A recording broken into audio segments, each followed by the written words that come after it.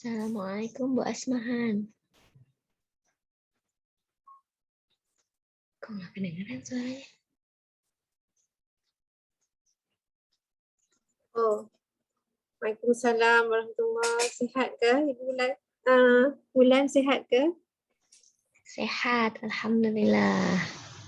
Berapa anaknya? 2. Dua. Dua, seorang laki-laki, seorang perempuan. Perempuan dua-duanya.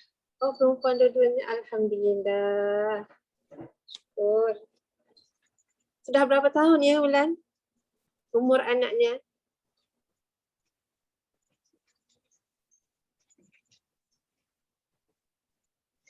Tak apakah kita ngobrol di sini? Oh, Ustaz dah masuk. Ustaz dah masuk. Tak perasan. Sorry.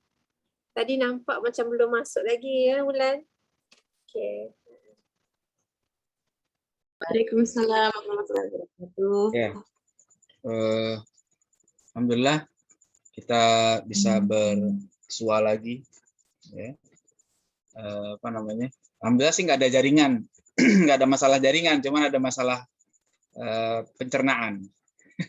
Jadi masalah jaringannya alhamdulillah aman. Cuma perut saya tadi lagi kurang enak, jadinya harus ke belakang dulu. Baik, kali ini kita akan bahas tentang ilmu. Ya. kan nih mata kuliahnya kan adab ilmu ya. Jadi kemarin kita udah bicara tentang adab, ya tentu memang tidak bisa dipisahkan juga sih dengan ilmu. Dua-duanya berkaitan erat.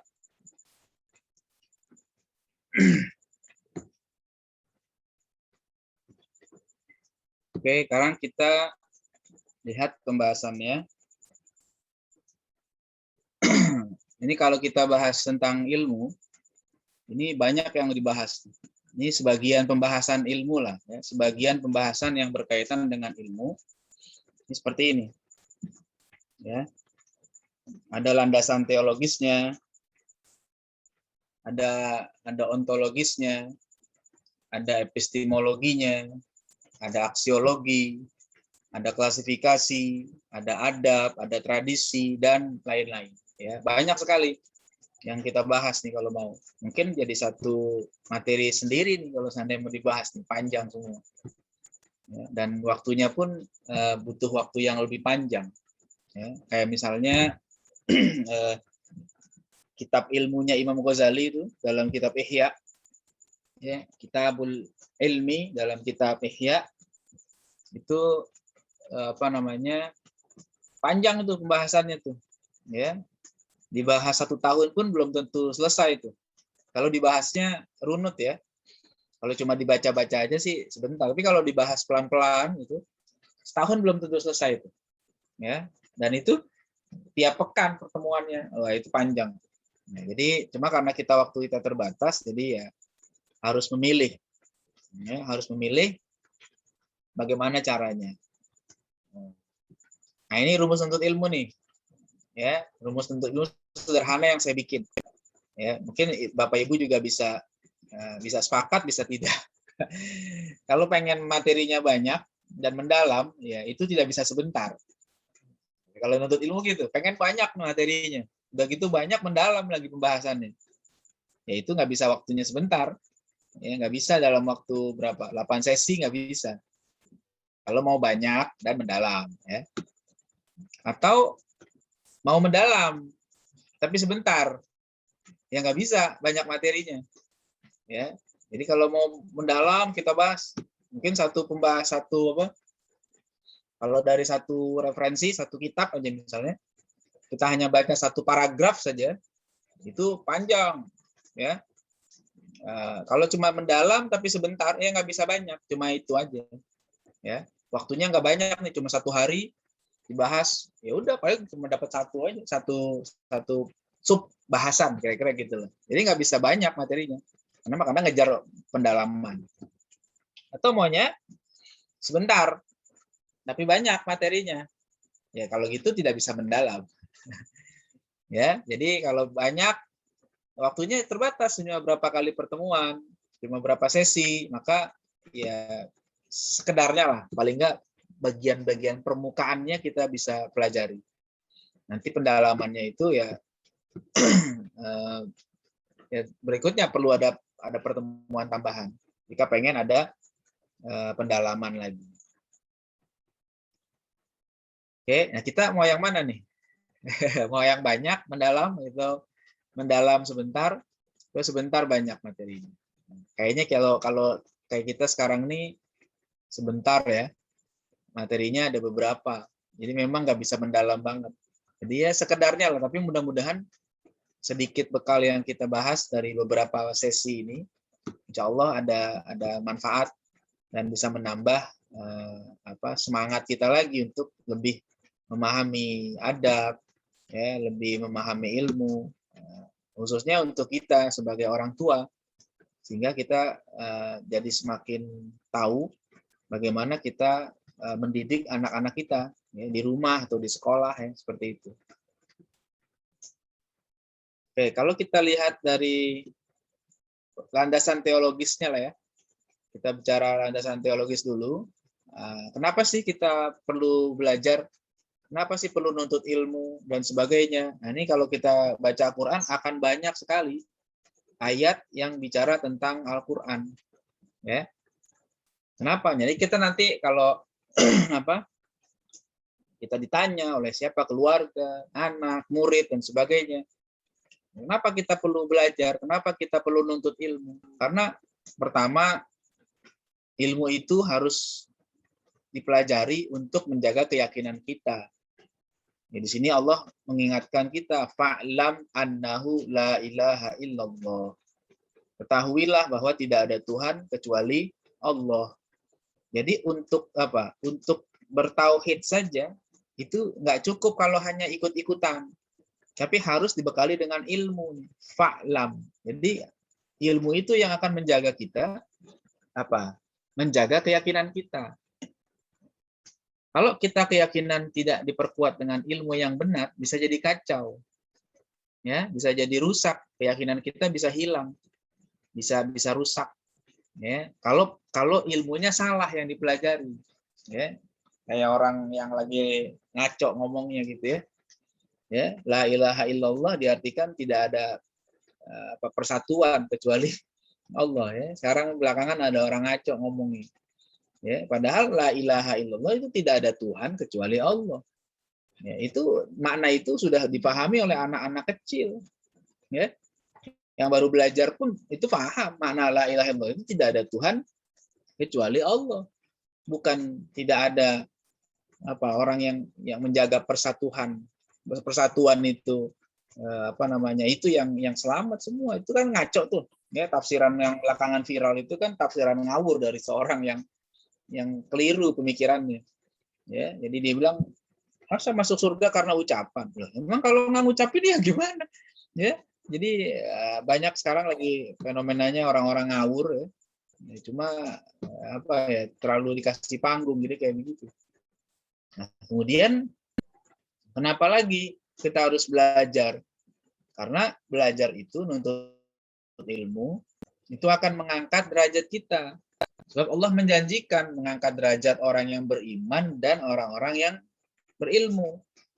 Ya, dalam surat Al-Mujadilah ayat 11, yarfa'illahu alladhina amanu minkum walladhina utul ilma darajat. Ya, Allah akan mengangkat ya derajat orang-orang yang beriman di antara kalian dan juga yang diberikan ilmu ya, dengan derajat yang tinggi.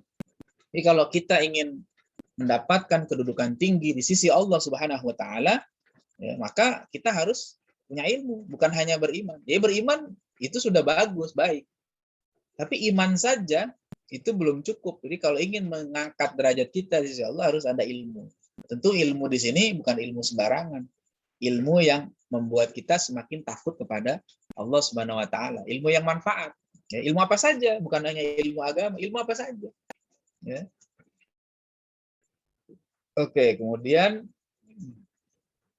ya waqur rabbi zidni ilma. Ini contoh lagi. Kenapa sih harus belajar, harus nuntut ilmu? Karena Nabi saja itu diperintahkan oleh Allah supaya tambah ilmu tiap hari. Waqur rabbi zidni ilma. Nabi nggak pernah tuh disuruh doa rabbi zidni malan. Ya Allah tambahilah hartaku. Nggak ada doa gitu. Ya, rabbi zidni jahan, tambahilah pangkatku, jabatanku. Nggak ada. Jadi nggak ada doa itu. Yang ada disuruh tambah itu doa tambah ilmu. Ya, jadi tiap hari kita belajar ya, ilmu yang manfaat. Jadi supaya terus nambah ilmu kita. Semakin nambah ilmu, tapi harus diselingi dengan dibarengi dengan takwa. Sehingga tambah ilmu, tambah lagi semakin beradab, terus begitu. Semakin dekat kepada Allah Subhanahu wa taala. Itulah maknanya kemajuan kayak begitu. Ya. Nah, ini ayat surat At-Taubah 122. Ayat ini bicara ketika kondisi perang. Ya, dalam kondisi perang pun kata Allah Subhanahu wa taala itu tidak semuanya mesti berangkat ke medan perang. Ya, harus tetap ada sebagian orang yang memperdalam ilmu. Gitu. Ya, jadi kondisi perang ya. Di saat kita perang pun misalnya, tapi perangnya tentu bukan kita diserang ya. Perang yang kita bertemu di satu medan perang itu kan tidak fardu ain, itu fardu kifayah. Sehingga sebagian sahabat waktu itu berangkat, sebagian tetap fokus dengan ilmu. Jadi sama-sama nih fardu kifayah. Jadi nanti begitu yang perang itu selesai, nah dia ketinggalan menuntut ilmu selama perang, nanti begitu pulang mereka belajar kepada yang mendalami ilmu. Ya. Itu. Maka lil mu'minun liyanfiru kaffah falaula nafara min kulli firqatin minhum ta'ifatun liyatafaqahu fid din. Jadi harus tetap ada orang-orang yang memperdalam ilmu. Ya. Waliyunziru qaumahum idza raja'u ilaihim la'allahum yahdharun. Dan nanti bukan cuma belajar, bukan cuma memperdalam ilmu, tapi dia memberikan peringatan kepada kaumnya. Ya, jadi dia ngajarin lagi. Dia menyampaikan ilmu lagi. Dia aplikasikan, dia amalkan, dia sebarkan, gitu ya. Jadi ilmu-ilmu yang kita pelajari meskipun nggak banyak lah, katakan sedikit-sedikit ya, tiap hari atau tiap pekan. Apa yang kita bisa amalkan, kita amalkan. Kita bagi, kita share kepada siapa? Pada anak-anak kita, kepada keluarga kita, supaya manfaat ilmu itu. Ya. Nah, kemudian di sini dikatakan innama yakhsyallaha min ibadihil ulama. Jadi yang bisa benar-benar takut kepada Allah itu hanya orang-orang yang berilmu. Nah, ini penting. Jadi kita belajar, kenapa sih harus belajar? Supaya semakin meningkat rasa takut kita kepada Allah. Sebenarnya begitu niatnya. Jadi kalau kita belajar itu bukan untuk apa-apa.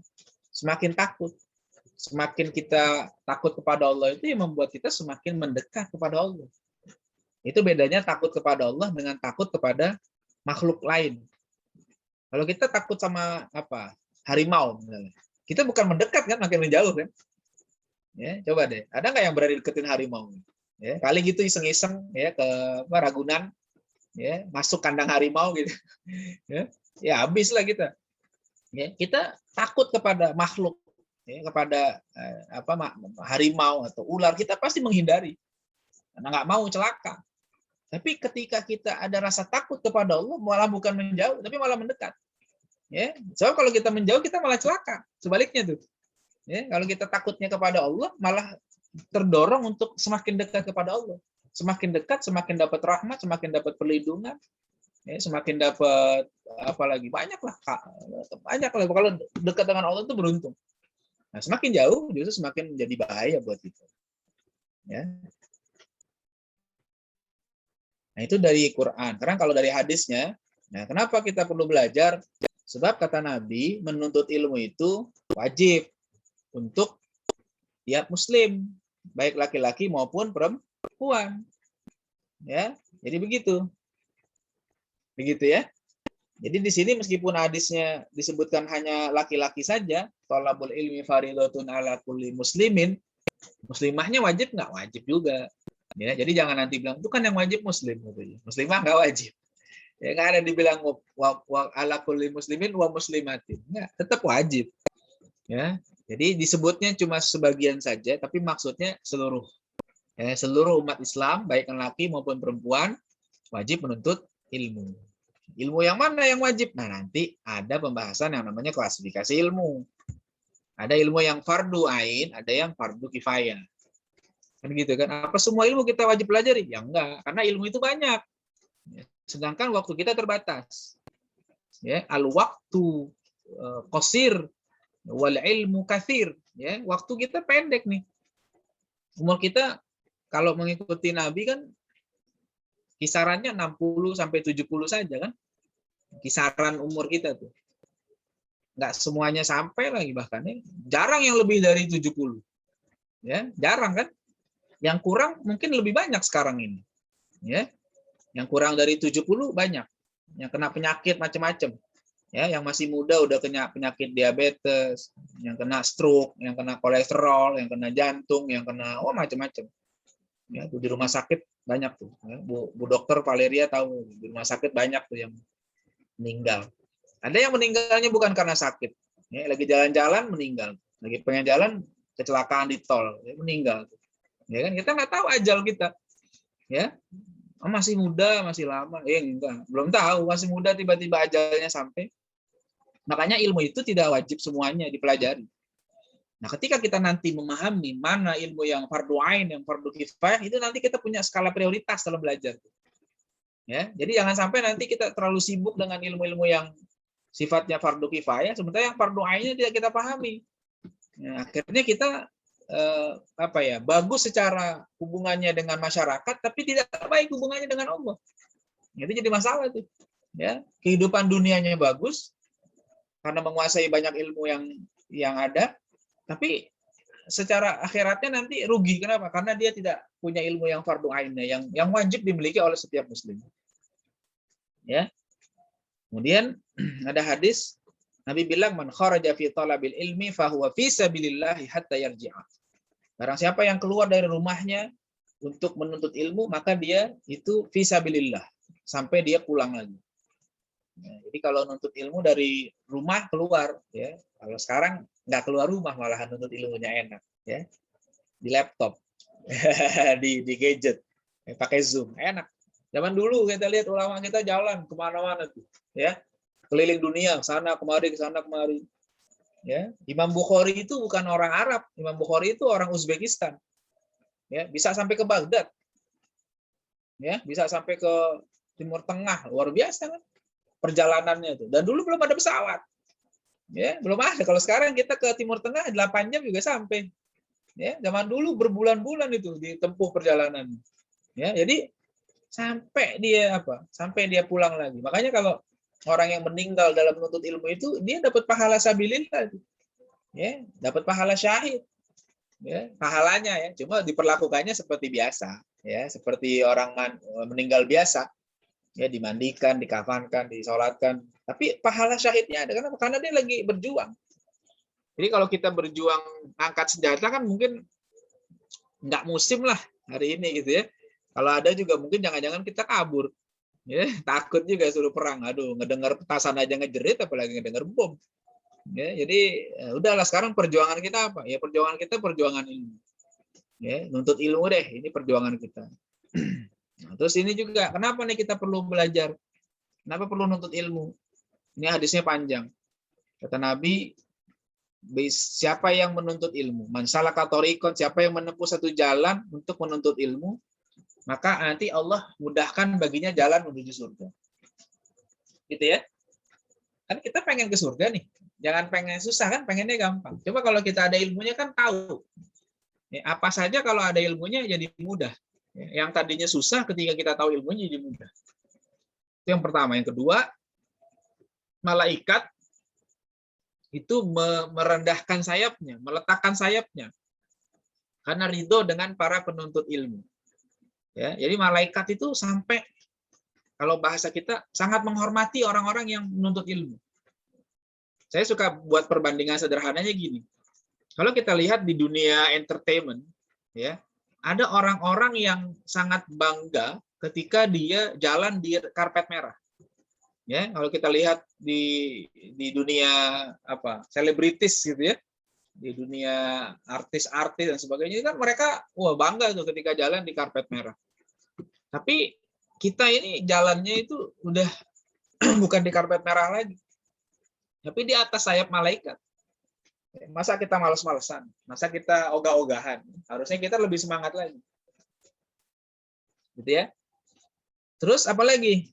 Kata Nabi, orang yang punya ilmu itu nanti semua makhluk yang ada di langit dan yang di bumi, sampai ikan-ikan yang ada di lautan, di air, semuanya itu memohonkan ampun buat dia. Itu kan enak banget. Ya, kalau ditanya kita punya dosa nggak sih? Punyalah pasti kan. Nggak ada di sini yang nggak punya dosa. Ya, termasuk yang lagi ngomong ini juga dosanya banyak. Ya, jadi dosa kita tuh banyak. Nggak mungkin ada yang kosong dari dosa, kita manusia biasa. Nah sekarang gimana? Nah kan enak tuh, malaikat mintain ampun buat kita. Di bumi makhluk ada berapa banyak? Ikan-ikan berapa banyak? Saya suka bercanda sama teman-teman, saya bilang, ini kalau kita pikirin, itu kalau keluarga besar ikan teri mintain ampun buat kita aja udah enak banget.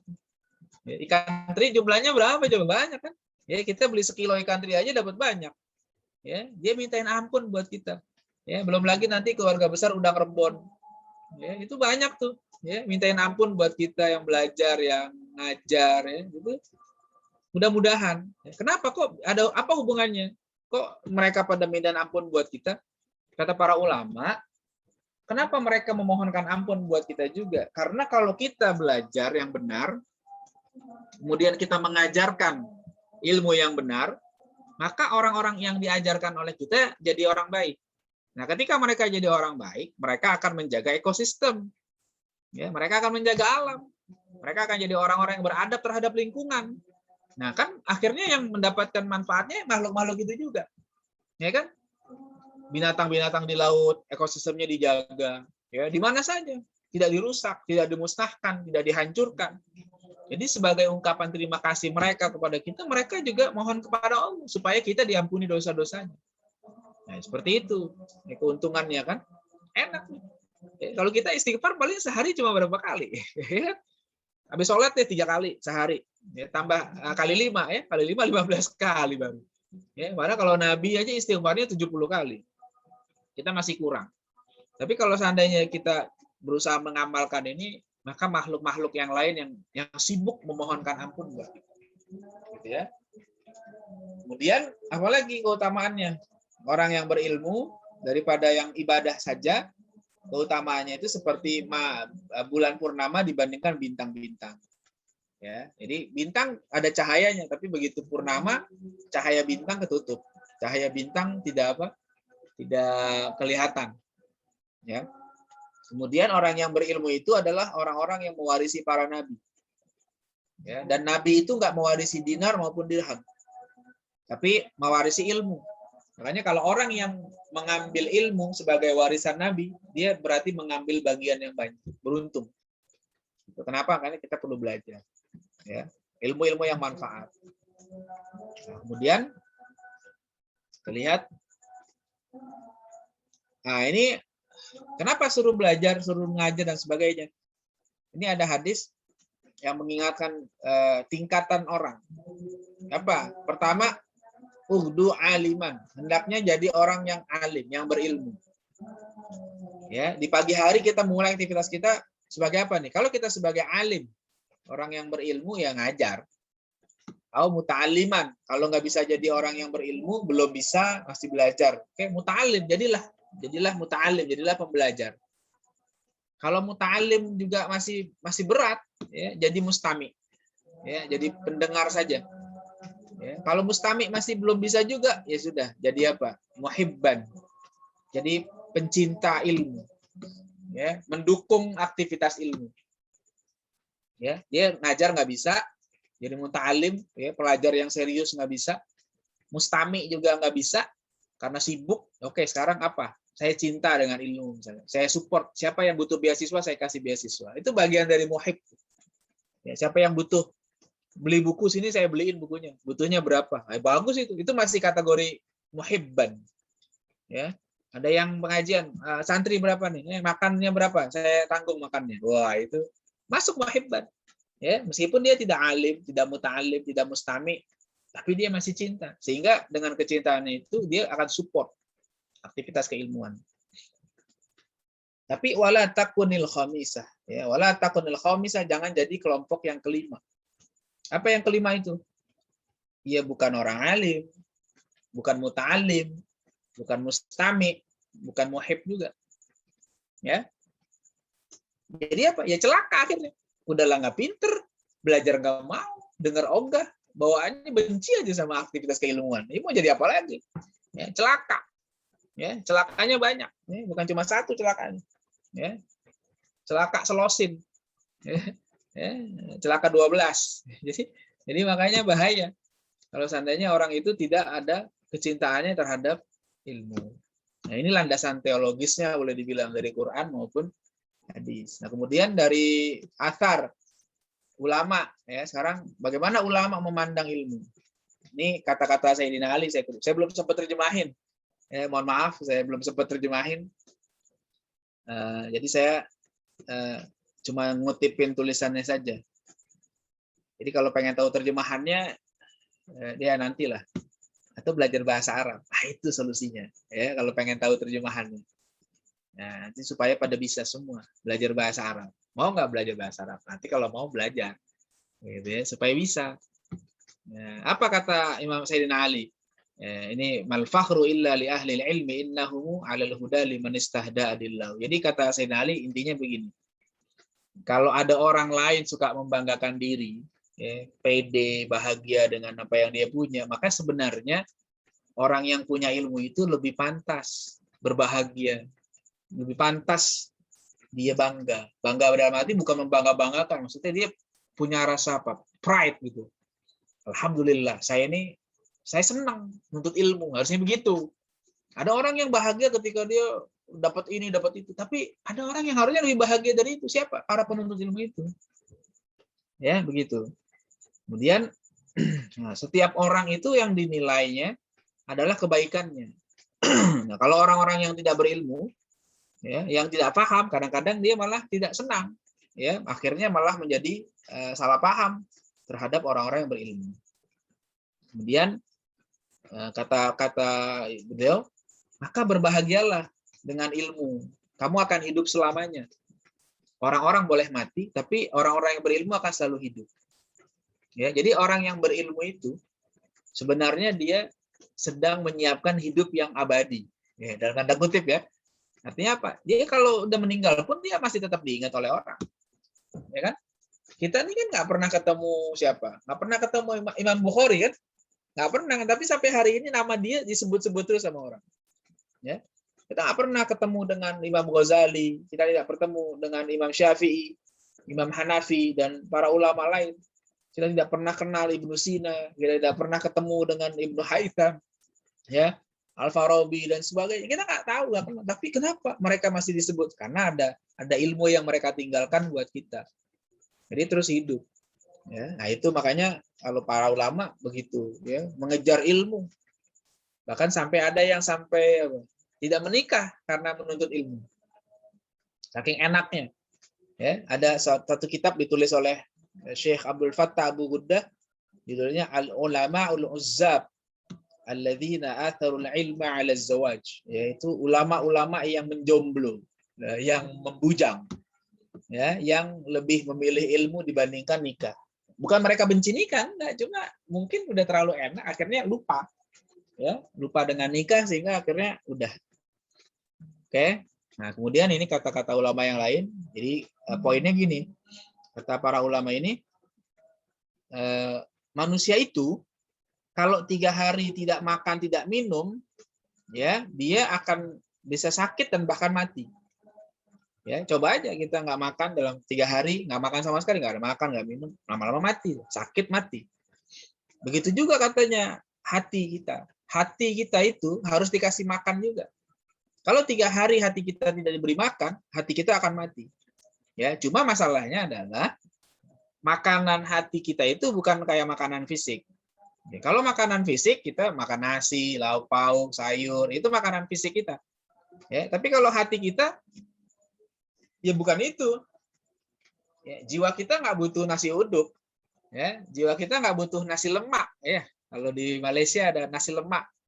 Ya, nggak butuh dikasih nasi lemak, nggak kita nikmati hati kita. Yang kita nikmati dengan mulut, fisik itu ya makanan-makanan ini. Tapi kalau hati kita makanannya apa?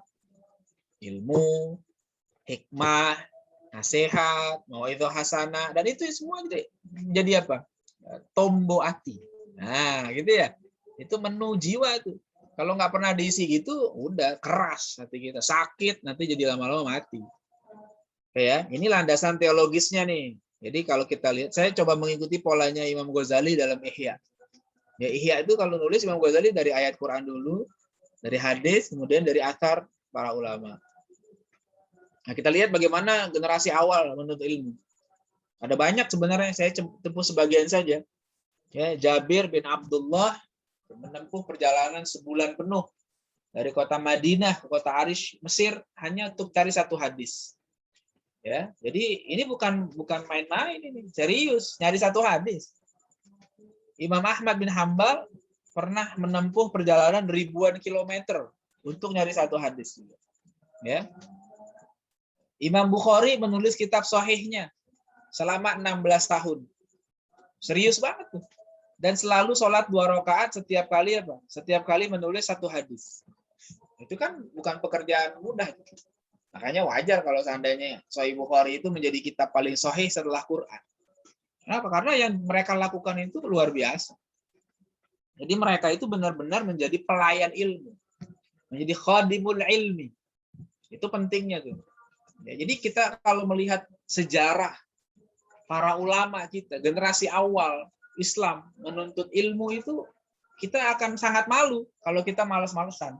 Nah, makanya anak-anak kita itu perlu juga kita kenalkan dengan sejarah tokoh-tokoh kita, umat Islam, ulama-ulama kita, supaya mereka termotivasi. Ya, kita kenalkan anak-anak kita dengan tokoh-tokoh ulama kita. Jangan cuma kita kasih nonton Doraemon. Ya, kira mereka nanti ngefans sama Doraemon, ya, atau ngefans sama tokoh-tokoh yang lain. Tapi harus dikenalkan dengan tokoh-tokoh ulama kita supaya mereka juga punya apa? Punya keinginan untuk mencari ilmu. Kita ceritakan, ya. Jangan sampai kita juga sendiri nggak kenal. Siapa itu ya? Nah, kita nggak kenal. Coba kalau kita tahu. Kalau ada itu si Abdul Fattah Abu Ghudda tuh punya kitab banyak tuh tentang ilmu tuh. Ya. Ada kitab namanya Qimatuz Zaman 'indal Ulama. Ya, nilai waktu menurut para ulama. Bagaimana mereka menghabisi waktunya dengan aktivitas keilmuan. Ya. Ibnu Rushd itu hanya cuti 2 hari selama tugasnya. Ya, setelah dia sehari-hari ngajar, nulis, memutuskan hukum dan sebagainya. 2 hari cuma cutinya. Cutinya itu pas lagi apa? Pas lagi nikah sama pas ayahnya meninggal saja. Cutinya itu. Ya. Kalau kita kan kalau libur senang. Ya, wah alhamdulillah hore libur gitu kan. Dan itu bukan cuma anak SD. Orang mahasiswa S3 juga kalau dosennya nggak datang senang, bisa pulang cepet gitu. Ya, dulu saya waktu kuliah teman-teman saya gitu. Sama saya juga gitu. Ya, dikasih tahu dosennya nggak masuk karena gini, ya pulang ya.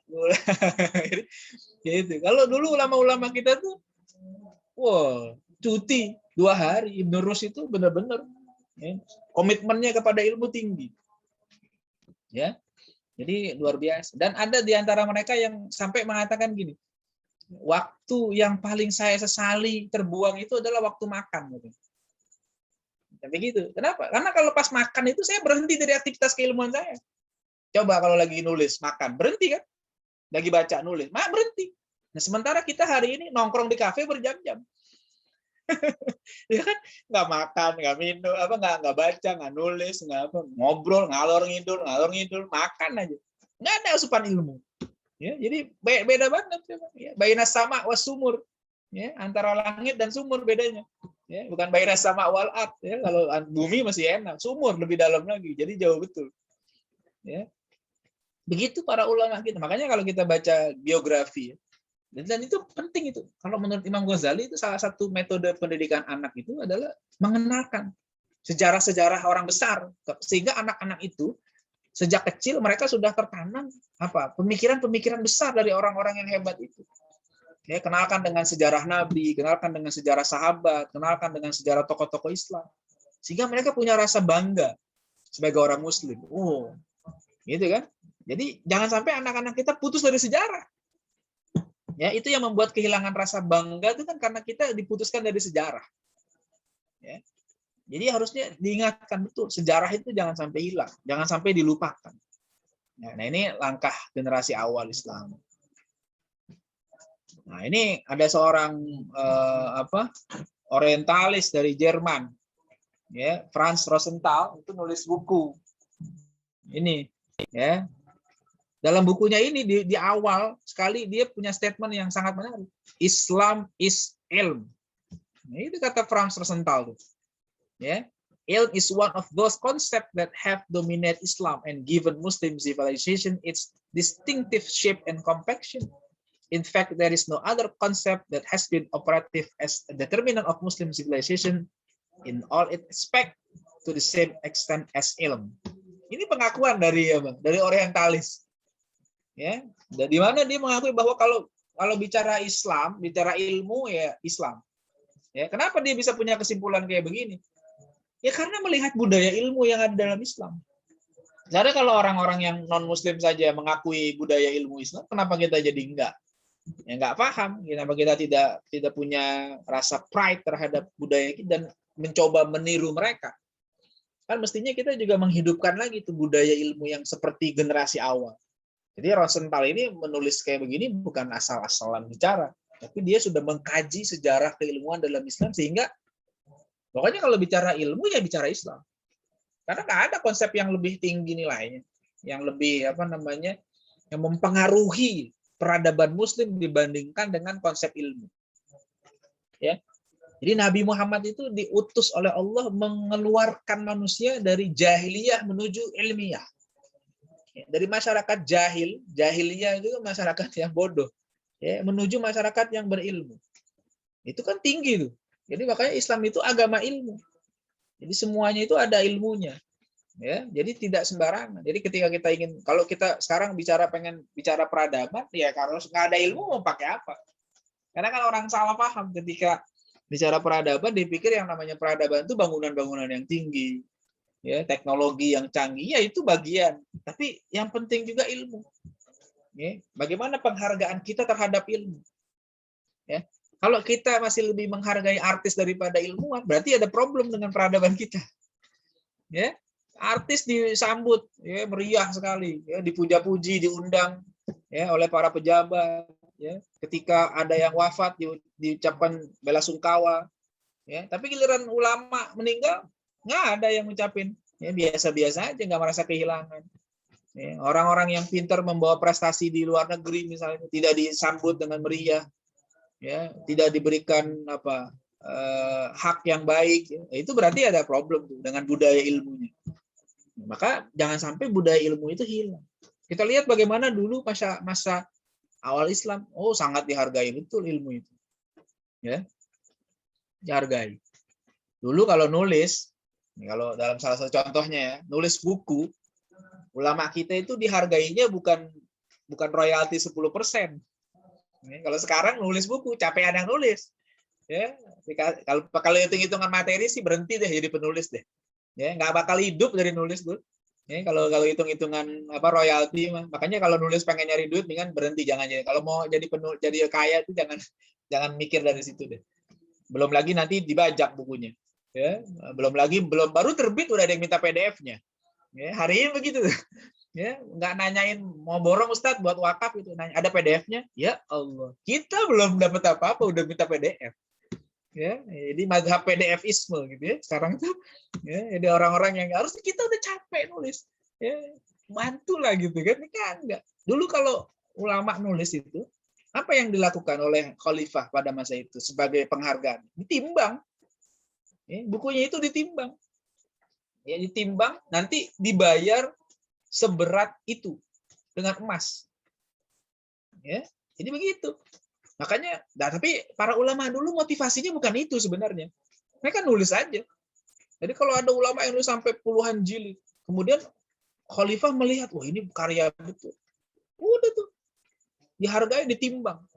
Berapa. Dan dulu kertasnya bukan kayak sekarang, tipis dulu, tebal kertasnya tuh. Ya, berjilid-jilid, berpuluh-puluh jilid. Ya. Gurunya Imam Ghazali, Imamul Haramain itu punya kitab. Kalau sekarang dicetak sekarang tuh 35 jilid. Ya. Zaman dulu setebal apa tuh? Ya, sekarang dengan cetakan sekarang 35 jilid. Ya. Dan itu dihargai. Jadi budaya ilmunya luar biasa. Ya. Jadi dikasih kedudukan tinggi. Nah, ini penting kita pahami. Gimana kita mengembalikan lagi supaya keluarga kita juga punya budaya ilmu. Apa itu budaya ilmu? Nah, saya mengutip buku Prof. Wan. Yang dimaksud budaya ilmu, ya, menurut Profesor Wan Muhammad Nurwan Daud itu ya kayak ginilah kira-kira gambarannya. Ya. Ya, kalau udah baca bukunya bisa dicari lah, dilihat di buku budaya ilmu Prof. Wan ya. Karena ini boleh dibilang salah satu pandangan Prof. Wan yang orisinil ya ketika bicara budaya ilmu.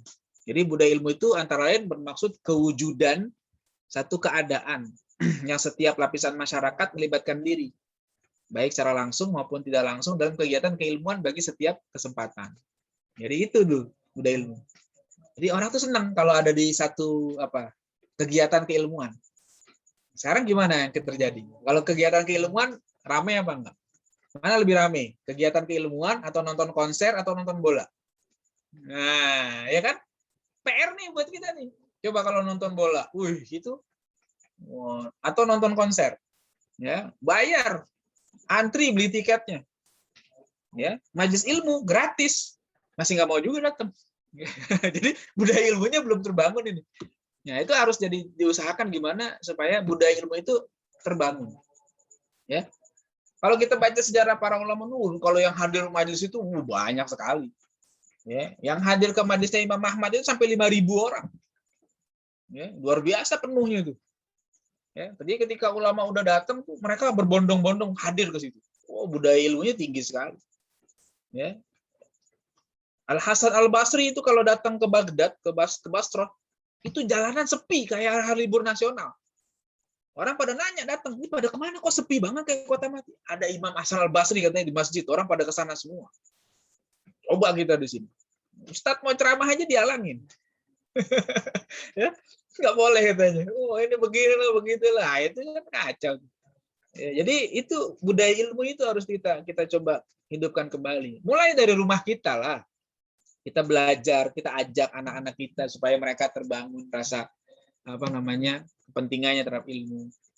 Terus budaya ilmu itu juga merujuk pada kewujudan satu keadaan yang segala tindakan manusia baik di tahap individu apatah lagi peringkat masyarakat diputuskan dan dilaksanakan berdasarkan ilmu pengetahuan, sama ada melalui pengkajian maupun syuro. Nah, jadi dalam membuat keputusan itu tidak berdasarkan like and dislike, ya, bukan berdasarkan lo teman gue gitu ya, lo gue pilih, lo nggak teman gue, lo nggak gue pilih, nggak gitu. Jadi berdasarkan ilmu semuanya. Siapa yang ditunjuk? Oh, kenapa dia ditunjuk? Ada ilmunya begini. Nabi itu kalau nunjuk begitu. Siapa yang disuruh berangkat untuk berdakwah? Muaz bin Jabal. Karena Muaz bin Jabal layak. Dan sebelum dikirim juga dibuat fit and proper test oleh Nabi. Ditanya dulu kan, Muaz, nanti kalau kamu berangkat, bagaimana kamu memutuskan? Begini ya Rasul, begini. Baru udah, oke, baik. Allah meridhoi gitu ya. Semoga Allah merahmati putusan Rasul ini untuk berangkat. Berangkat udah. Ya, nggak pakai banyak biaya, fit and proper testnya juga sebentar doang jadi. Nah, Nabi itu udah tahu kapasitas kawan-kawannya, sahabat-sahabatnya. Ya, kenapa Khalid bin Walid ditunjuk jadi panglima perang? Karena punya kapasitas itu. Ya. Kenapa Usamah bin Zaid yang masih 17 tahun diangkat jadi panglima perang oleh Nabi, meskipun baru terlaksana ketika Nabi wafat ya. Padahal waktu itu banyak sahabat senior, ya. Tapi Nabi sudah tahu karakternya. Ya, meskipun awal-awal sahabat yang senior bilang jangan Zaid lah, ya. Begitu Abu Bakar jadi khalifah, jangan Zaid yang berangkat. Kan masih muda, masih banyak sahabat yang tua. Tapi Abu Bakar kembali mempertahankan budaya ilmu itu. Apa kata Abu Bakar? Saya tidak akan mengganti keputusan Nabi. Ketika Nabi sudah putuskan, berarti itu yang terbaik. Begitu caranya. Jadi bukannya apa? Bukannya berdasarkan siapa? Wah, dia gantilah, dia bukan teman saya nih, dia nggak pro sama saya, ganti. Nah, gitu. Jadi akhirnya rusak sistemnya kalau begini. Kalau seandainya apa? Kalau seandainya yang dikedepankan bukan ilmu. Ya. Dalam budaya ini ilmu dianggap sebagai satu keutamaan tertinggi dalam menilai sistem nilai pribadi dan masyarakat di setiap peringkat. Nah, jadi kalau seandainya budaya ilmunya budaya ilmunya itu ada, jadi sistem nilai pribadi dan masyarakat itu berdasarkan ilmu. Jadi menilai itu ada ilmunya. Untuk pribadi, dia layak nggak dikasih otoritas? Itu ada ilmunya, bukannya asal-asalan. Ya, dia layak nggak diberi amanah ini? Ya. Keutamaan tertingginya itu ada dengan ilmu. Sekarang kan rusak sistemnya. Orang yang tidak layak dikasih gelar. Ya, jadi dokter lagi. Ya. Saya capek kuliah dokter. Ya, pegel juga tuh kuliah tiap hari bolak-balik gitu kan. Nulis, dicoret-coret sama dosen pembimbing gitu kan, diuji berkali-kali sampai selesai. Ya, ada orang yang nggak jelas keilmuannya tiba-tiba jadi dokter. Ya. Jadi dokter humoris causa. Ya. Ya. Bukan dokter honoris causa. Ya. Kalau orang yang layak sih dikasih dokter honoris causa nggak apa-apa. Dia memang pinter, dia memang punya jasa besar, ya, pengaruhnya bagus, kasih gelar dokter. Oke, saya nggak keberatan. Karena ya mungkin dia tidak jalur formal tapi diakui otoritasnya. Tapi kalau ada orang-orang yang nggak jelas tiba-tiba lu dokter.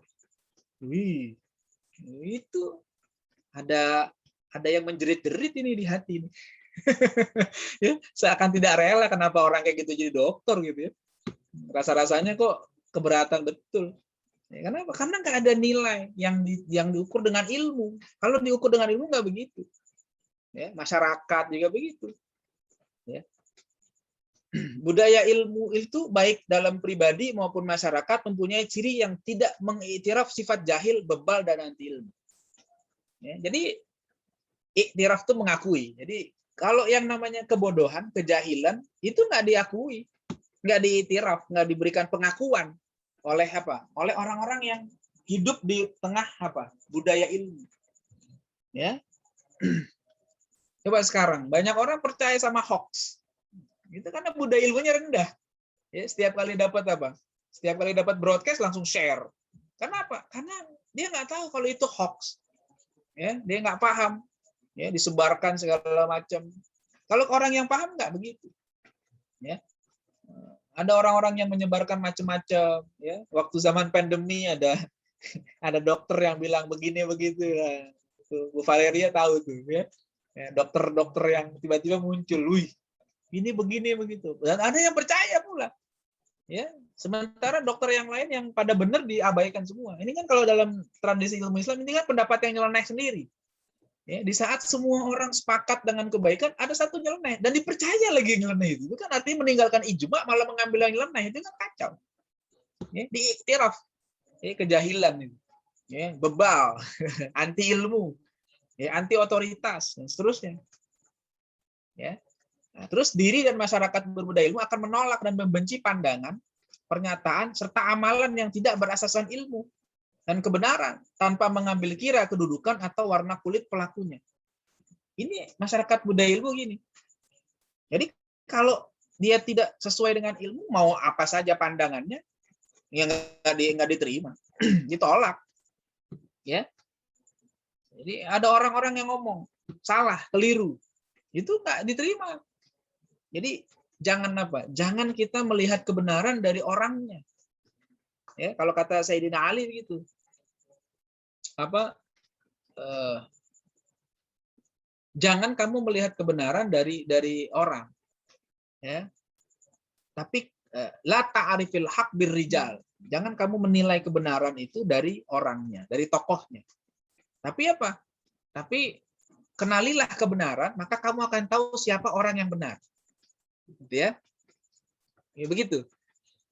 Jadi kalau sekarang ada tokoh yang salah, ya. Yang dibela tuh jangan tokohnya, ilmunya dibela. Gitu ya. Nah, masalahnya orang tuh ada orang awam, ada orang berilmu. Kalau orang awam, ketika ada tokoh yang salah, yang dibela tokohnya bukan ilmunya. Sementara kalau orang berilmu yang dibela ilmunya, bukan tokohnya. Itu harusnya begitu. Mau dia siapa sebutannya, mau dia ustadz, mau dia kiai, mau dia buya, mau dia apa, kalau salah salah. Itu budaya ilmu. Makanya dalam tradisi Islam itu yang namanya kritik mengkritik itu hal yang biasa sebenarnya. Ya, kita ini sekarang anti kritik sebagian orang. Jadi kalau dikritik ngambek. Ini seakan-akan belum ini nggak sopan loh. Salah kok. Yang kita kritik kan pemikirannya. Jangan kita rendahkan kepribadiannya. Itu nggak dibenarkan oleh Islam. Tapi kalau yang kita kritik adalah pemikirannya, itu biasa saja. Kenapa? Karena jangan sampai kekeliruan menyebar. Kan begitu kalau budaya ilmu itu. Kalau kekeliruan sudah menyebar, ya rusaklah. Tatanan kehidupan rusak. Mau dia kulit hitam, mau dia kulit putih, mau dia miskin, mau dia kaya. Kalau dia salah, salah. Kalau benar, benar. Begitu kan? Jadi ditolak kalau tidak sesuai dengan ilmu. Nggak sesuai dengan kebenaran. Ya, yang ngomong profesor, tapi kata profesor itu LGBT itu hak asasi manusia, dia tolak. Ya, jangan kan ngomong profesor. Loh, emang kenapa kalau profesor? Ya, kalau saya suka bercanda, kata guru saya dulu waktu ngaji, itu kalau jadi profesor jangan sombong. Saya dari kecil itu sudah jadi profesor. Ya, pro itu suka, profesor itu lontong sayur. Ya, jadi profesor itu suka lontong sayur. Jadi saya dari kecil udah jadi profesor katanya. Ya, jadi ada profesor baru jadi profesor aja sudah mengeluarkan statement-statement yang apa? Yang nyeleneh. Ya. Ya, pluralisme agama dan sebagainya. Itu nggak benar. Yang kita terima pemikiran itu. Tapi untuk hal yang positif ya kita terima. Tapi kalau yang bertentangan dengan ilmu ya jangan. Ya kan? Tafsiran diacak-acak dan sebagainya. Nah, itu kacau. Ya. Ini maksudnya budaya ilmu. Kemudian ilmu itu apa sih? Nah, kalau bicara definisi ilmu ini banyak banget, ya, selalu banyak. Rosenthal dalam bukunya tadi itu mengutip definisi ilmu dari para ulama sampai puluhan, banyak sekali. Orang non Muslim mengumpulkan definisi ilmu dari para ulama sampai puluhan dalam buku tadi itu, Knowledge Human. Sekarang saya ambil satu saja dari Propalatas, ya, dan ya beliau ini kan mengelaborasi lagi pemikiran para ulama sebelumnya. Jadi ilmu itu tibanya makna dalam jiwa dan sampainya jiwa pada makna. Ya, jadi apa itu ilmu? Ya, bagaimana makna itu tiba dalam jiwa kita. Berarti ini adalah karunia dari Allah. Allah berikan kepada kita dan sampainya jiwa pada makna. Berarti di sini ada kesiapan dari kita menerima makna itu. Jadi ketika bicara ilmu itu ya bicara makna. Ya, jadi bukan sekedar tahu. Ya, kalau tahu saja tapi tidak ada makna itu bukan ilmu. Ya. Jadi ilmu itu tentang makna. Ya, ketika bicara ilmu tentang makna. Benda, fakta, peristiwa diketahui seseorang jika dia bermakna. Kalau dia punya ilmu, punya makna. Tapi kalau enggak punya makna. Ya. Anak kecil kalau dikasih spidol, kira-kira diapain sama dia? Digigit-gigit ya, karena nggak punya makna. Dia belum punya ilmu, dia cuma tahu aja, oh ini. Tapi digigit, tadi lempar, karena apa? Dia belum punya ilmu. Belum ada kesiapan, jiwanya belum sampai. Ya, tapi kalau buat kita dikasih spidol ya manfaat, kita pakai nulis, kan begitu kan? Jadi itu ilmu. Kucing tidak tertarik dengan uang. Kenapa? Karena makna uang tidak mencapai jiwa kucing. Nah, coba kalau ibu-ibu di sini dikasih duit, wah, merem juga diambil. Ya, kita semua nih kalau ngelihat uang, wah, pasti. Dan jiwa kucing tidak mampu mencapai makna uang. Makanya nggak bisa kita bilang kucing itu berilmu, nggak boleh, nggak ada, karena tentang makna. Google itu segitu banyaknya informasi membludak di Google. Nggak bisa kita bilang Google itu alim. Ya, belajarnya di mana? Di Google, al-alim, al-allamah, Google. Nggak boleh. Nah, karena di Google tidak ada makna. Ya, Google itu tidak bisa membedakan informasi yang benar dan yang salah. Ya, jadi kita mencari yang baik di Google. Yang keluar ada yang baik, ada yang nggak baik. Ya, informasinya masuk apa saja di situ. Tapi kalau orang yang punya ilmu, ada makna. Dia tahu mana yang baik, mana yang buruk. Sehingga apa yang dia terima itu punya apa?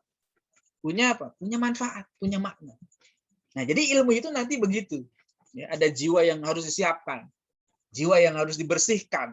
Sehingga nanti ketika Allah letakkan makna itu pada jiwa kita, makna itu diletakkan di tempat yang bersih dan itu akan sangat besar manfaatnya. Ya. Jadi kayak gitu ya. Nah, ini kalau dikaitkan dengan pandangannya Ibnu Athaillah. Ya, kata Ibnu Athaillah itu gini, wurudul imdad bihasabil isti'dad wa syuruqul anwar ala hasabi safail asrar. Jadi datangnya anugerah Allah itu sesuai dengan tingkat kesiapan dan terbitnya cahaya sesuai dengan kejernihan jiwa. Makanya kalau mau belajar tuh harus fokus. Kalau nggak fokus, ilmu nggak masuk. Ya, belajar tapi pikirannya di mana-mana. Ya, jasadnya ada depan gurunya, tapi pikirannya lagi kondangan, lagi apa, nggak nyambung. Ya, kenapa? Jiwanya nggak jernih, jiwanya keruh dengan pikiran macam-macam. Coba aja ngapalin banyak pikiran, nggak bisa. Tapi kalau dia fokus, sebentar juga hafal. Allah berikan begitu. Ya. Dikata lagi, rubbama waradat alaikal anwar wajadat qalbaka mahsyuwan bisuwaril athar fartahalat min haitsu nazalat. Ada kalanya cahaya mendatangimu, namun hatimu penuh dengan gambaran makhluk. Akhirnya cahaya itu kembali ke tempat semula. Maksudnya apa? Ilmu itu ada kalanya udah pengen masuk sebenarnya. Cuma lihat hati kita itu lagi rame, banyak orang, banyak hal macam-macam. Akhirnya dia balik lagi, balik lagi lah. Balik lagi. Ya, itu makanya kalau lagi belajar itu memang harus bersih, harus fokus. Kalau enggak ya begitu, ilmu enggak jadi datang. Kenapa? Karena terlalu ramai di hati kita. Ya. Maka kata ulama Ibnu Athaillah, farrigh qalbaka minal aghyar yamla'hu bil ma'arif wal asrar. Kosongkan hatimu dari segala sesuatu. Niscaya Allah akan mengisinya dengan sejumlah arifat dan rahasia. Jadi gitu. Itu kenapa dalam pelajaran itu orang harus fokus. Ya, harus benar-benar konsentrasi sehingga dia bisa dapat ilmu, dapat ma'rifat, dapat rahasia yang sebelumnya dia nggak paham, kemudian terungkap. Ini ilmu. Jadi kebersihan jiwa itu berpengaruh. Makanya dalam konsep ilmu Islam itu kita nggak boleh maksiat hati kita. Ya, belajar itu harus bersih. Cuma kalau kotor ilmu nggak masuk. Kalau ilmu dipaksakan masuk ke tempat yang kotor, ya itu membahayakan orang, membahayakan yang punya dan membahayakan orang lain. Ya, makanya ilmunya jadi ilmu yang nggak bermanfaat. Dia sendiri celaka, gimana dikata ilmu yang manfaat? Ya. Oke, nah terus kalau bicara ilmu itu ilmu yang nggak berdiri sendiri. Ilmu itu bukan, kita belajar ilmu itu bukan ilmu untuk ilmu. Ya, bukan ilmu untuk ilmu. Artinya ilmu itu ada apa? Ada kaitannya dengan yang lain. Ilmu itu ada kaitan dengan ilmu itu kaitan dengan amal, ada kaitan dengan hak, ya, dengan kebenaran, dengan keyakinan. Jadi jangan misahkan ilmu dengan ini semua. Kalau udah bicara ilmu, berarti amalnya harus baik. Bicara ilmu, dia harus bela kebenaran. Ya, dia harus berpihak. Makanya orang salah paham tuh kalau apa? Kalau bicara keberpihakan. Ya. Bicara keberpihakan begitu. Kadang-kadang orang nggak ngerti pihak. Akhirnya dia berpihak pada yang batil. Itu bukan pihak, itu pil batil. Ya. Pihak itu bahasa Arab, fi haqqin. Ya, fi haq. Jadi di dalam kebenaran. Jadi kita sebagai orang yang Allah berikan ilmu, yang kita dukung adalah yang benar. Disitulah kita berpihak. Jadi kita tuh berpihak. Jadi kita ada di pihak yang benar. Itu pihak. Tapi kalau kita mendukung yang zalim, yang batil, yang kacau, itu namanya fil batil, bukan pihak. Gitu ya. Nah, itu kacau. Dan harus tambah keyakinan. Jadi kalau belajar itu ya memang harus menambah keyakinan. Ya, bukan apa? Bukan malah makin ragu. Makanya kalau ada orang-orang yang menyebarkan keraguan di tengah masyarakat, pada hakikatnya dia bukan orang berilmu. Ya, jadi jangan kita dengarkan, ya, abaikan saja orang kayak gitu. Ya, jangan didengerin, tinggalin aja. Ya. Nah, terus bagaimana cara orang dapat ilmu? Metodenya ada 3, caranya 3 menurut para ulama. Panca indera, akal, dan khobar sodik. Ini epistemologi ya. Jadi yang disepakati 3 ini. Nanti ada tambahan lagi dari para ulama yang lain dengan memasukkan intuisi atau ilham. Ya. Jadi kita bisa tahu mana garam, mana gula, ya pakai panca indera, cobain aja. Kalau asin garam, kalau manis gula. Kan gitu kan? Jadi kita bisa dapat ilmu. Anak-anak kita bisa kenalkan dengan ilmu-ilmu yang sifatnya empirical dengan panca inderanya. Mereka tahu. Ya, ini gajah, ini kuda, ini kambing, itu ajak lihat aja. Panca inderanya bisa menunjukkan itu. Ya, nggak usah nyari ke Quran kalau pengen tahu gajah, mah. Ya, nggak usah. Ya ngapain juga. Lihat aja gajah tuh. Ya, kambing, sapi itu lihat aja. Ya. Terus ada akal. Ya, jadi dengan akal juga kita bisa dapat ilmu. Ya, kalau akalnya sehat, tapi kalau akalnya nggak sehat ya nggak dapat ilmu. Makanya nggak mukallaf kalau akalnya nggak sehat. Ya kan? Jadi ilmu itu, amal, ibadah itu hanya diberikan kepada yang berakal, akil. Ya, kalau seandainya junun, kalau gila ya nggak wajib beramal. Ya. Terus khobar sodik, ya, berita yang benar. Ya, berita yang benar tuh nanti ada bagiannya lagi. Ada berita yang diperkuat dengan mukjizat, ada yang berita yang sifatnya mutawatir, itu berita yang benar. Itu ilmu. Nah, kalau seandainya berita yang benar ditolak, dia percaya yang hoax, itu bukan ilmu, jahil dia. Ya, sekarang orang harus paham. Ya, kita juga gitu nanti ya. Jadi itu ilmu. Nah, ini bahasan panjang lah nanti. Terus kita juga harus tahu klasifikasi ilmu. Ya. Nah, Bapak Ibu juga harus ngerti mana yang fardu ain, mana yang fardu kifayah, mana yang mubah, mana yang haram. Bahkan ada ilmu yang haram. Kok ilmu haram? Ya ada. Ya, belajar sihir haram. Sihir itu ilmu. Masa anak-anaknya mau diajarin sihir? Ya janganlah. Ya nanti dia jadi apa? Jadi tukang sihir. Haram. Ya. Khobar sodik tadi itu berita yang benar. Khobar sodik itu berita yang benar, ya. Jadi berita yang disampaikan dari sumber yang terpercaya itu namanya khobar sodik. Gitu ya. Nah, nanti ada tingkatannya. Nah, ini ilmu yang fardu ain apa? Nanti harus dijelaskan ke anak-anak. Ini fardu ain loh. Kamu nggak boleh nggak tahu, gitu kan? Kalau yang ini ilmu fardu kifayah. Ya, kalau kamu bisa pelajari, pahami, bagus. Kalau enggak, ya nggak masalah. Kan gitu kan? Jadi jangan dianggap semua ilmu wajib dipelajari. Akhirnya ketika ada anak-anak yang tidak paham satu ilmu, dianggapnya bodoh. Padahal nggak gitu. Lihat dulu posisi ilmunya. kedudukannya di ilmu aja fardu ain atau fardu kifayah. Ya, kalau memang fardu ain memang mesti dipelajari. Tapi kalau fardu kifayah ya nggak semuanya mesti dipelajari. Ya. Gitu. Sebagian orang saja yang mempelajari udah selesai. Begitu kan? Ada ilmu yang mubah. Ya, boleh-boleh saja dipelajari, ya. Nggak fardu. Ya. Tapi kalau mau belajar boleh nggak? Ya, boleh-boleh aja. Ada yang haram. Ya, ini klasifikasi ilmu ini penting juga kita ketahui untuk apa? Untuk memetakan pelajaran nanti, kurikulum kita bagaimana nih untuk anak-anak kita. Ya, kalau kita punya lembaga juga kita tempatkan, oh ini begini, supaya nanti tercapai. Ya. Kemudian, misalnya perbandingan ya, perbandingan ilmu antara ilmu fikih dan ilmu kedokteran misalnya. Ya. Ini membandingkan ini bukan berarti merendahkan satu ilmu dengan yang lain, tidak, tapi meletakkan sesuai dengan tempatnya yang benar. Itulah adab. Adab kepada ilmu. Ya, contohnya ilmu fikih dan ilmu kedokteran. Kita tinjau dari sisi ontologi, epistemologi, dan aksiologi. Ontologinya secara hakikatnya ilmu fikih itu apa? Ilmu fikih itu kan ilmu tentang hukum syariat. Kalau ilmu kedokteran itu kan ilmu tentang kesehatan badan. Ya, itu beda tuh kan. Nah, sekarang mana yang lebih tinggi? Nah, mana lebih tinggi antara hukum syariat atau dengan kesehatan badan? Nah, kita letakkan. Jadi begitu cara meletakkan ilmu itu sesuai dengan tempatnya yang benar. Ya, epistemologinya bagaimana kita dapetin ilmu fikih berdasarkan wahyu. Ilmu fikih itu ada Qur'annya, ada hadisnya. Ya, kalau kedokteran lewat percobaan, lewat eksperimen. Ya, para dokter itu ketika mengobati kan berdasarkan apa? Pengalaman kan.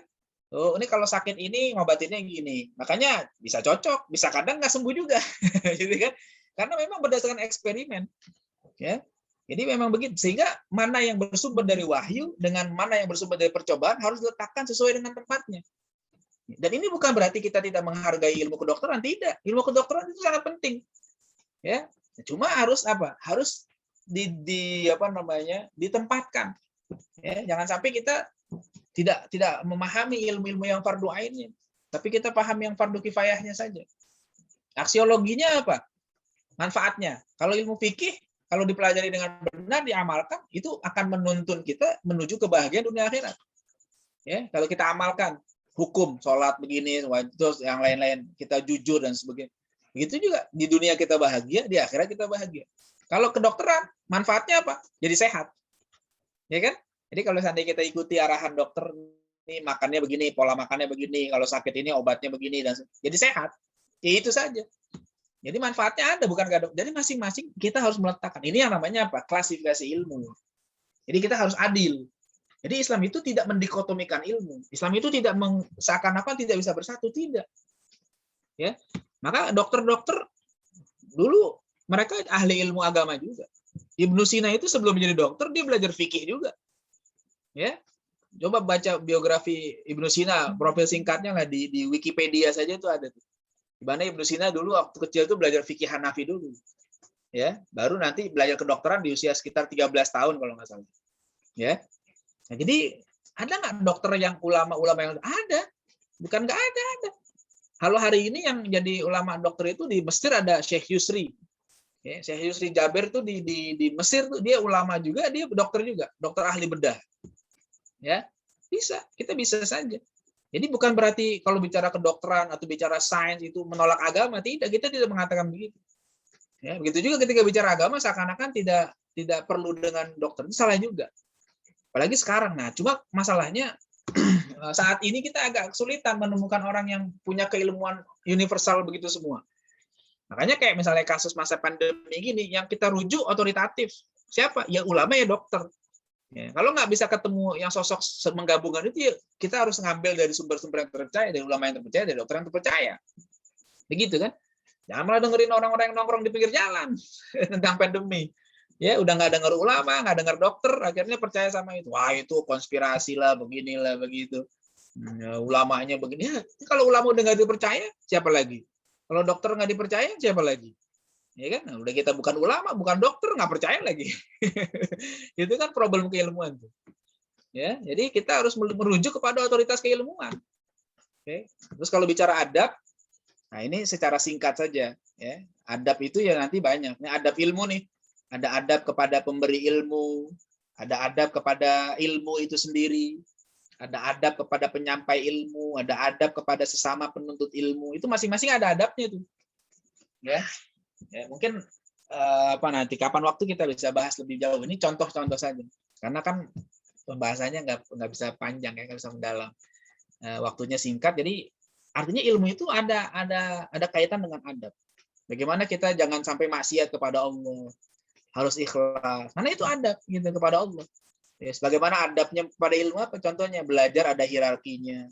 Belajar yang fardu ain, jangan sampai yang fardu kifayah saja. Fardu ain tidak bisa.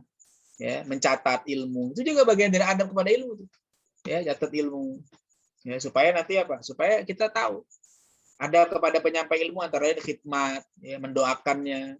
Ya, kita khidmat sama guru, kita mendoakan, kita bantu dan seterusnya, kita hormati. Pada sesama penuntut ilmu, ya jangan sombong, saling menghargai perbedaan dan yang lain-lain. Ya, jadi harus seperti itu. Itu adab-adabnya yang harus kita jalani.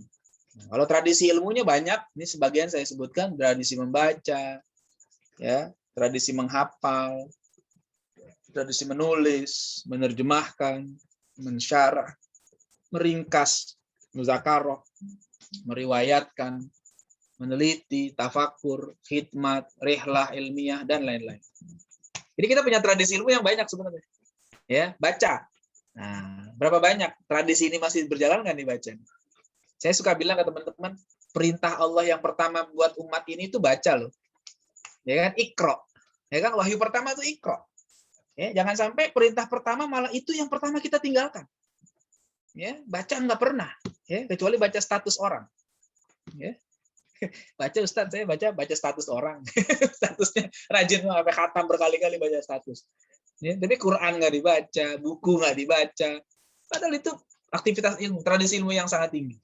Ya, menghafal ada tradisinya. Karena dalam Islam itu ada yang dihafal. Ya, kalau dalam agama lain mungkin dia bingung mau menghafal apa.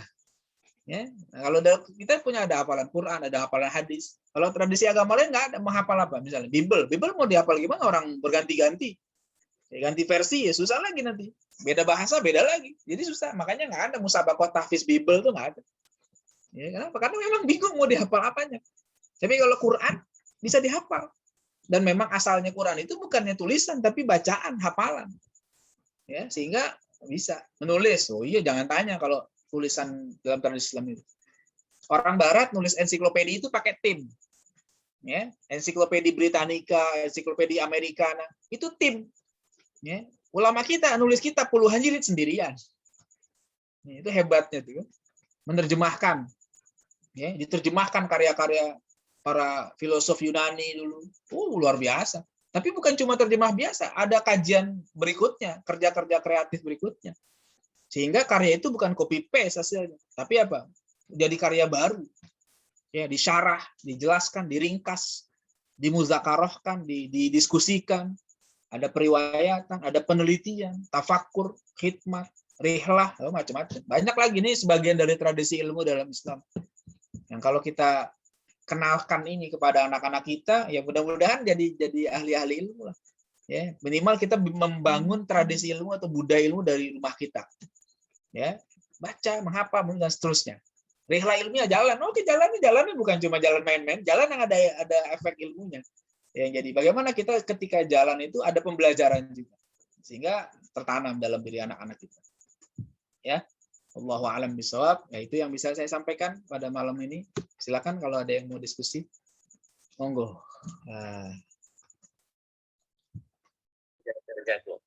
Ya, silakan.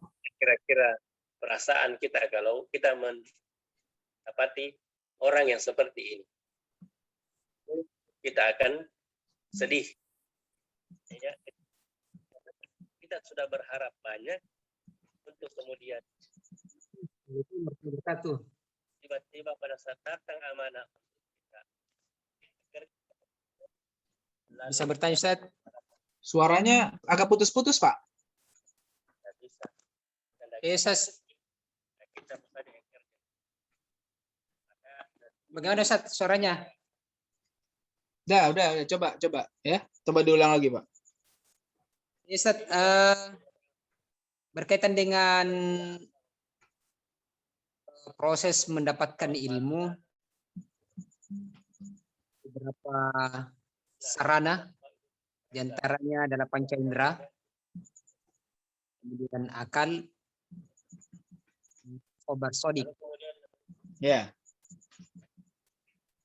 Berkaitan dengan pernah dengarkan penjelasan, makanya saya mau tabayun ini Ustaz. Kira-kira akan di hati atau ruh. Ya, mungkin saya mau kira-kira perbedaan dari akal, hati dengan ruh. Oh ya ya ya. Ya itu pembahasannya cukup panjang Pak. Ya, pembahasan cukup panjang. Itu dijelaskan yang sangat apik oleh para ulama kita, antara lain kayak Imam Al-Ghazali itu menjelaskan itu. Perbedaan-perbedaan itu. Yang sederhananya begini, itu kadang-kadang perbedaan itu karena apa? Karena kaitannya dengan hal yang berbeda, sehingga penyebutannya jadi beda. Esensinya sama sebenarnya. Esensinya sama, tapi karena berkaitan dengan yang berbeda, disebutnya beda. Sama kayak kita begini misalnya. Bapak misalnya ya, Bapak itu ketika dikaitkan dengan orang tuanya, kan disebutnya anak. Ketika dikaitkan dengan anak, disebutnya Bapak. Ya, dikaitkan dengan gurunya, disebutnya murid. Dikaitkan dengan adik, disebutnya kakak. Padahal esensinya satu orang kan, tapi sebutan itu beda-beda karena apa? Karena dilihat kaitannya dengan siapa. Gitu juga ketika penyebutan akal, ruh, jiwa, nafs, qalb, itu begitu sebenarnya kaitannya. Esensinya sebenarnya sama. Ya, sehingga ketika nanti berhubungan dengan hal yang sifatnya intelek, itu disebutnya akal. Ya, ketika nanti berkaitan dengan hal yang sifatnya apa? Rasa apa, dan disebutnya dengan apa misalnya? Jiwa atau apa. Seperti itu, Pak. Jadi itu perbedaannya gitu. Makanya sebenarnya kalau dalam Islam itu jangan dipisahkan antara akal dengan jiwa. Itu salah kalau memisahkan akal dengan jiwa. Jadi akal ya jiwa, jiwa ya akal. Cuma penyebutan itu beda karena kaitannya dengan hal-hal yang lebih spesifik tadi. Gitu ya.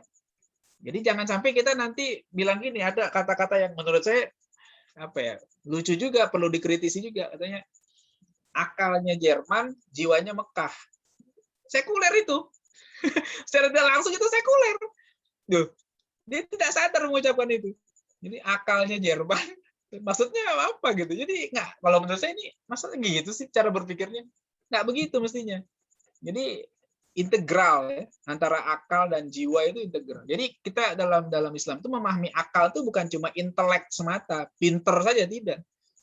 Tapi berkaitan dengan kejiwaan kita juga. Ya. Kalau ini memang pembahasannya agak filosofis, agak panjang pembahasannya.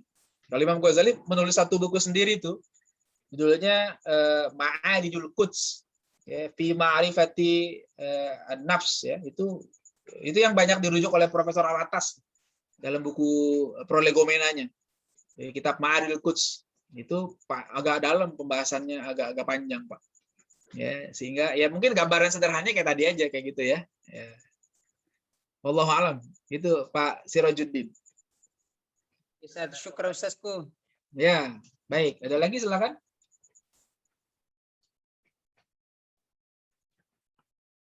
Tanya Ustaz. Monggo, Pak Anwar. Iya. Saya pernah mendapati kisah tentang Ibnul Mubarak itu ya. Yang beliau itu menyampaikan bahwasanya beliau belajar adab itu 20 tahun sementara belajar ilmunya 10 tahun gitu.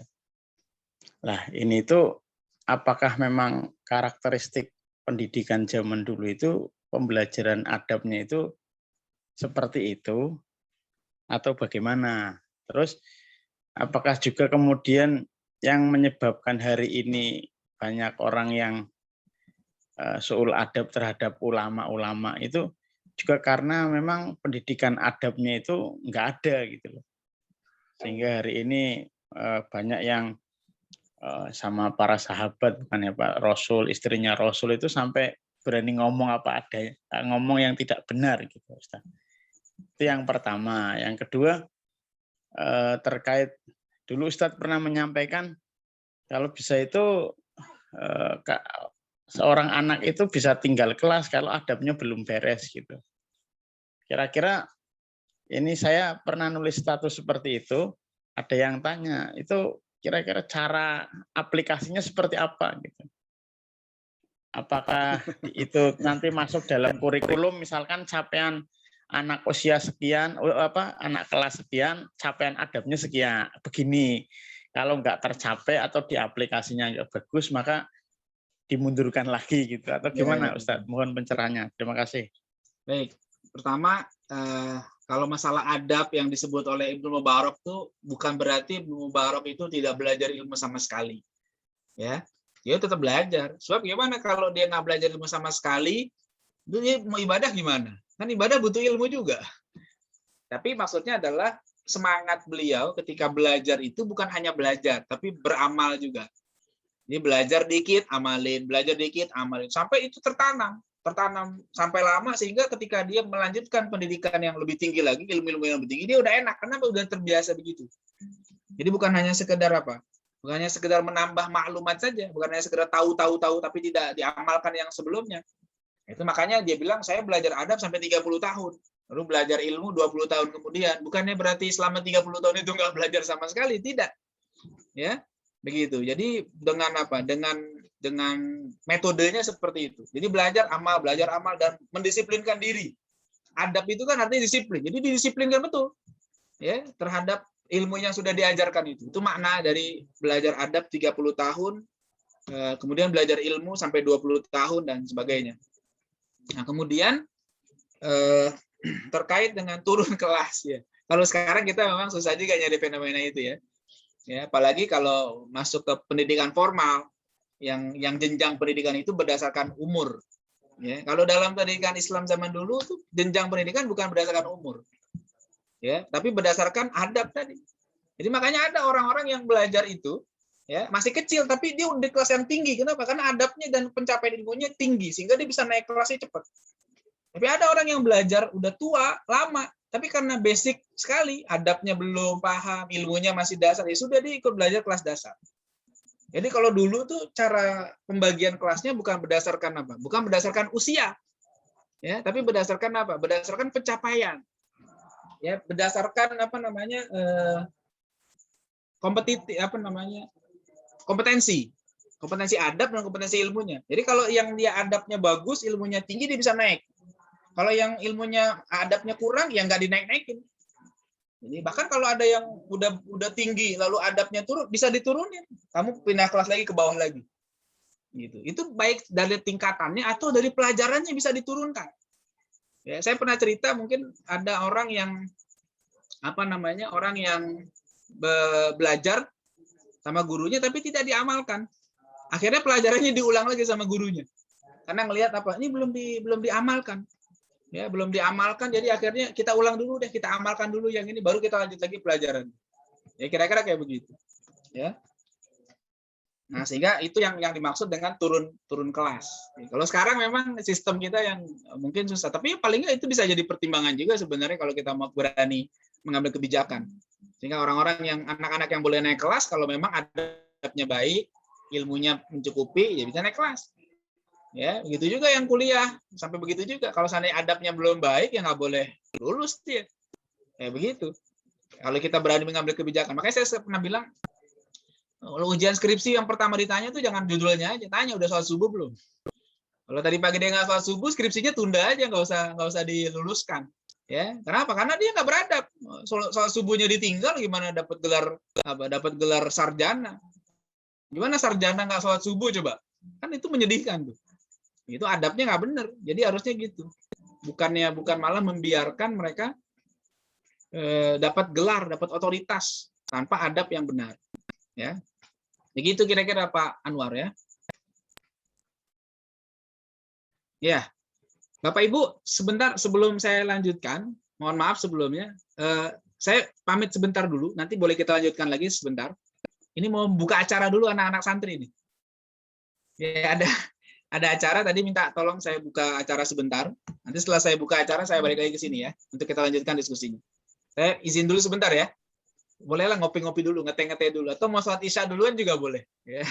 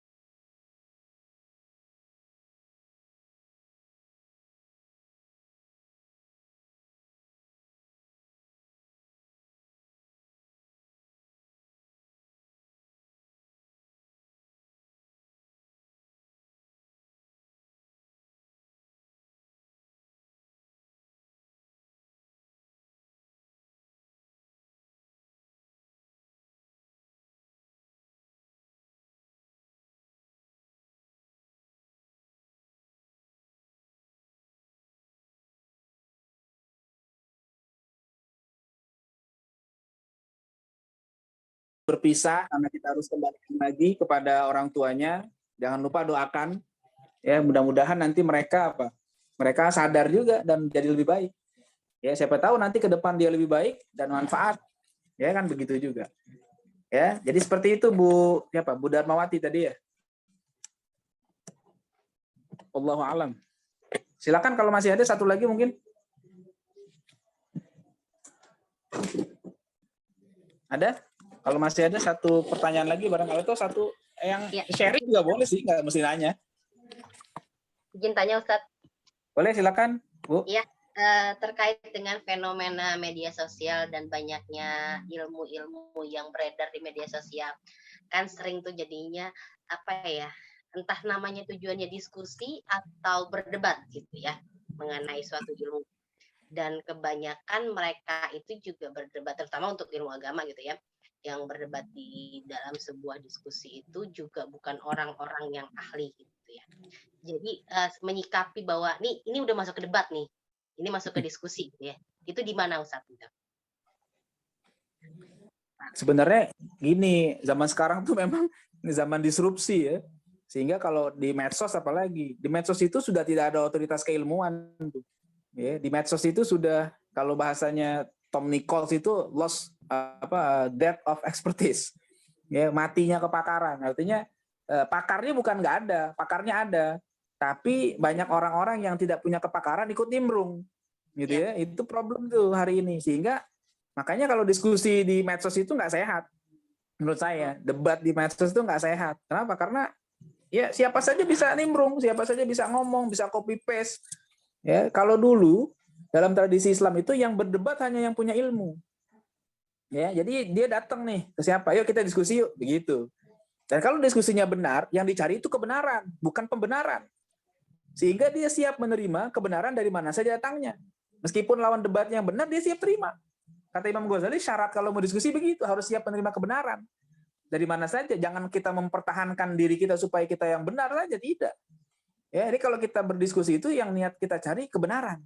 Makanya kata Imam Syafi'i misalnya, dia bilang apa? Manazartu ahadan fa ahbabtu ayyukhti'a. Saya tidak pernah berdebat dengan seorang lalu mengharapkan orang itu salah. Nggak pernah tuh. Kenapa? Karena harapannya kalau orang itu yang benar, kan saya dapat ilmu baru. Kan begitu kan? Karena tapi kalau dia yang salah, saya yang benar, saya cuma ngasih ke dia. Tapi saya nggak dapat ilmu baru. Nah, tapi kalau orang sekarang berdebat itu bukan nyari kebenaran, tapi mencari pembenaran. Apalagi sudah disaksikan oleh orang banyak. Netizen itu kan nggak terbatas. Jadi kalau dia istilahnya dalam tanda kutip kalah dalam berdebat, kan jadi gengsi. Akhirnya itu yang membuat dia sulit menerima kebenaran. Jadi nggak mau dia. Akhirnya jadi rame gitu kan, dan nggak akan ujungnya kan jadi debat kusir kata orang gitu ya. Nggak akan ada ujungnya. Ya, makanya mendingan biasanya bully gitu ya, bully dengan iya, antara lain begitu. Ada ayat ya, bully lah biasanya berakhirnya gitu ya dengan betul. Kata-kata. Makanya maksudnya apakah memang kita menghindari mencari ilmu di seperti tempat yang seperti itu atau bagaimana? Karena sekarang zaman terbuka bebas, kita mau cari tahu tentang apa, diskusi banyak gitu. Iya, jangan cari ilmu di tempat perdebatan kayak gitu. Itu nggak akan dapat ilmu, dapat perdebatan saja. Kalau mau belajar, cari guru yang memang mengajarkan kita untuk mengamalkan ilmu, bukan untuk memperdebatkan ilmu. Dan kalau kita asik berdebat, lupa ngamalin ilmu nantinya. Ya, jadi kita harusnya sibuk dengan beramal, cari guru-guru yang baik. Kalau berdebat terus nggak sehat. Kalau dulu itu tradisi ilmunya ada, diskusi nggak ada berdebat ada, tapi ada adabnya. Makanya ada satu disiplin ilmu dalam Islam namanya adabul bahthi wal munadharah. Itu satu disiplin ilmu tuh. Adab pembahasan ilmu dan perdebatan. Jadi debatnya pun ada adabnya.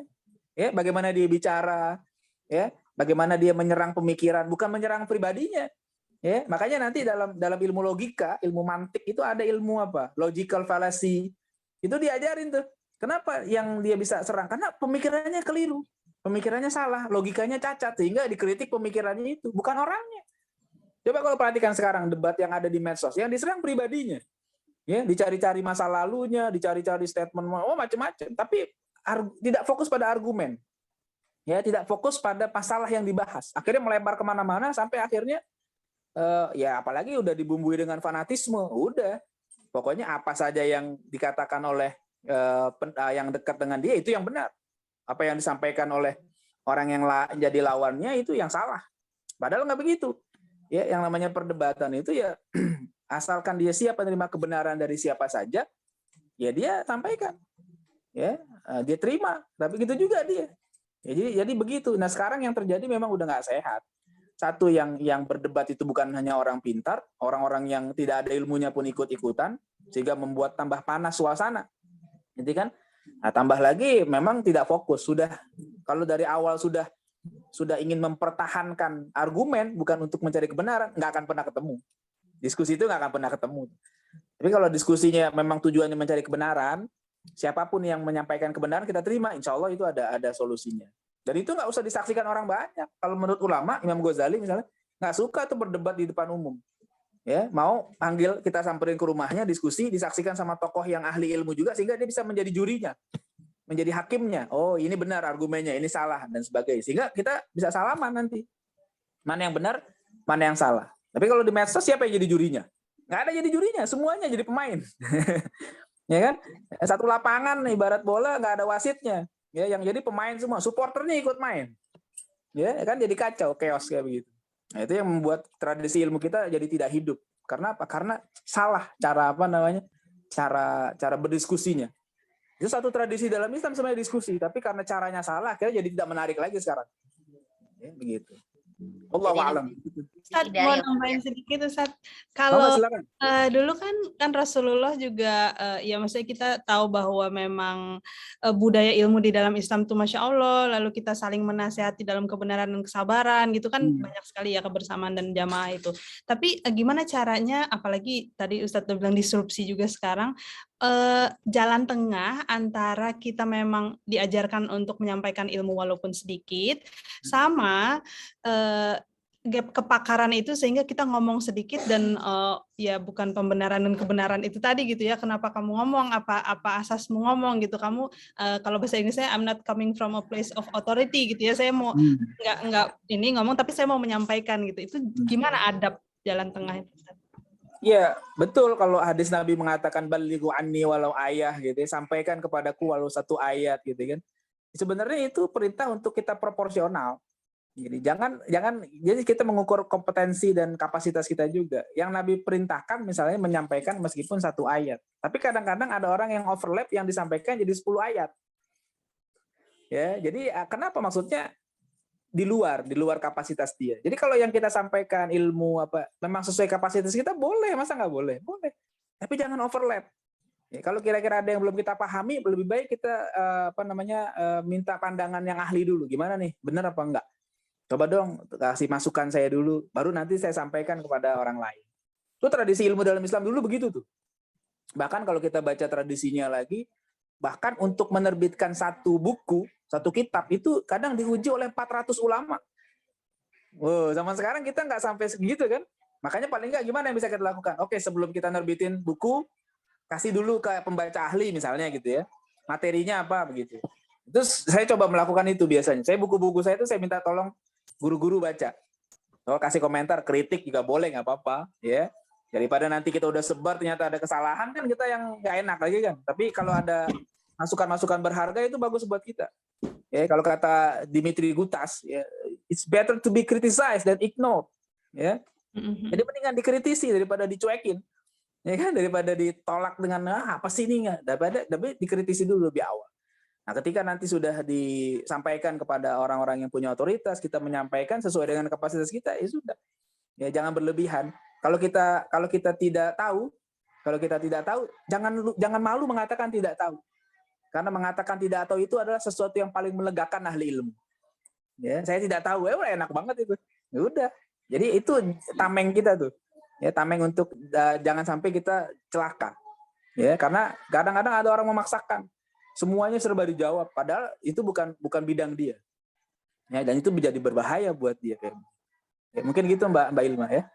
Dalam keilmuan tuh salah nggak apa-apa ya Ustadz, yang nggak boleh bohong ya sebenarnya. Iya, salah nggak apa-apa. Nanti kalau salah dikoreksi oleh gurunya. Dulu Imam Abu Hanifah itu ketika gurunya pergi, dia disuruh gantiin sama gurunya. Tolong gantiin dengan saya ngajar selama saya pergi.